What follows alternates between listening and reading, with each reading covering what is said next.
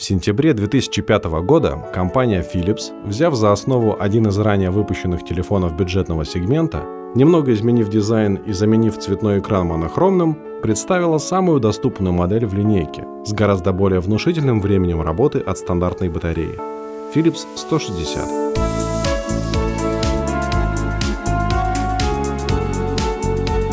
На момент появления в продаже стоимость этого телефона в России составляла около 2000 рублей.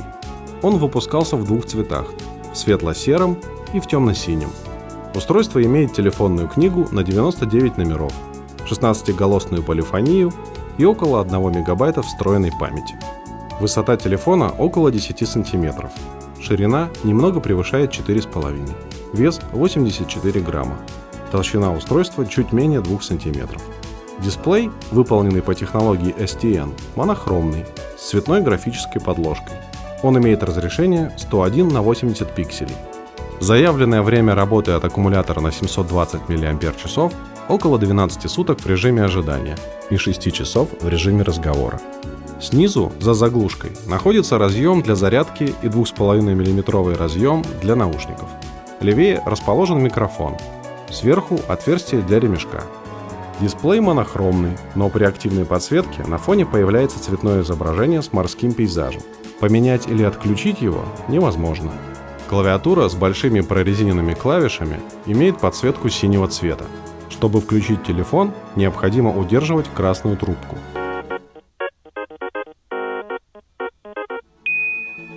Для навигации используется 4-позиционная клавиша, а для подтверждения и отмены действий – кнопки ОК и С. Клавиша очистки также блокирует клавиатуру при ее удержании. Основная информация в режиме ожидания располагается в верхней части экрана. Показ времени или даты можно отключить или заменить цифровой циферблат часов аналоговым. Оставшееся поле экрана отведено под иконки уведомлений и другие индикаторы. Главное меню выполнено в виде карусели и состоит из 7 иконок. Быстрый переход к каждому пункту при нажатии цифровых клавиш невозможен. В телефонной книге для каждого контакта предусмотрено 8 полей ввода, среди которых есть поле для указания адреса электронной почты или для написания заметки в свободной форме. Имеется возможность группировки контактов. Каждую из 20 групп можно переименовать, выбрать отдельную мелодию сигнала и одну из 5 картинок, которая будет показана во время приема вызова. Эти же изображения можно использовать в качестве скринсейвера вместо стандартных часов. Посмотреть информацию о вызовах можно в соответствующем разделе. В нем находится журнал звонков, счетчики длительности и стоимости разговоров и настраивается переадресация вызовов. В меню отправки СМС, кроме написания нового, предлагается воспользоваться одним из шаблонов или открыть последнее набранное сообщение. Инструмент для их ввода поддерживает словарь Т9, но только для выбранного языка устройства. К сообщению можно прикрепить стандартную мелодию, одну из 50 встроенных картинок или анимированный смайлик. В большинстве телефонов смайлики представлены одним персонажем, отражающим весь необходимый спектр эмоций. В данном случае каждую эмоцию выражает отдельно взятый зверек, рыба или птица, и они ни разу не повторяются. Помимо смайликов можно отправить и другие анимированные картинки и мелодии, но для этого их сперва нужно загрузить в устройство. При включении функции чат SMS все новые сообщения открываются сразу в режиме ожидания. Объемные сообщения тоже прокручиваются автоматически. А чтобы перейти к отправке ответа, достаточно нажать всего одну кнопку. В разделе «Мультимедиа» располагается папка с рингтонами, в которой содержится 16 полифонических мелодий.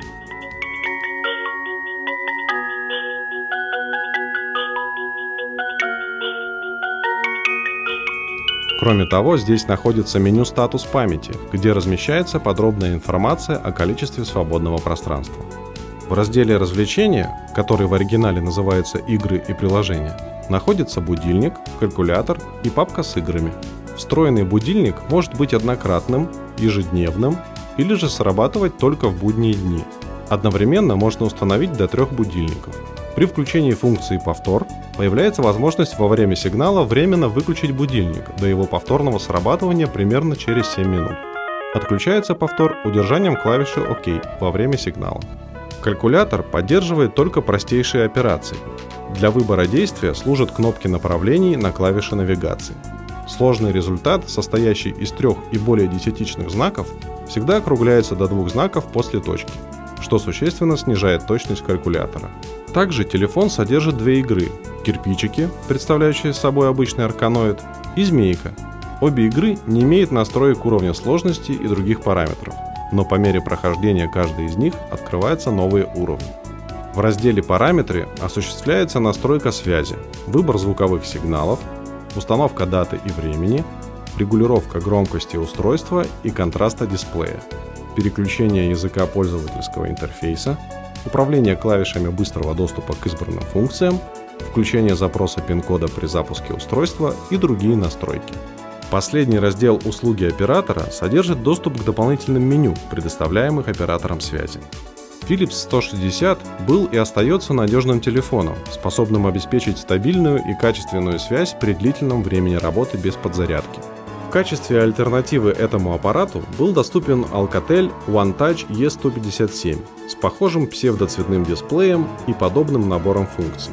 Кроме того, за эти деньги можно было приобрести некоторые модели из бюджетных линеек других производителей, например, популярнейший телефон Nokia 1120 или Siemens A70. Еще в продаже был Philips 162. Он вышел на полгода ранее и от этой модели отличался наличием полностью цветного дисплея и, как следствие, меньшим временем работы от батареи. А через год на замену Philips 160 была выпущена модель S200 с таким же экраном, но полностью переработанным интерфейсом, емким аккумулятором и более вместительной телефонной книгой.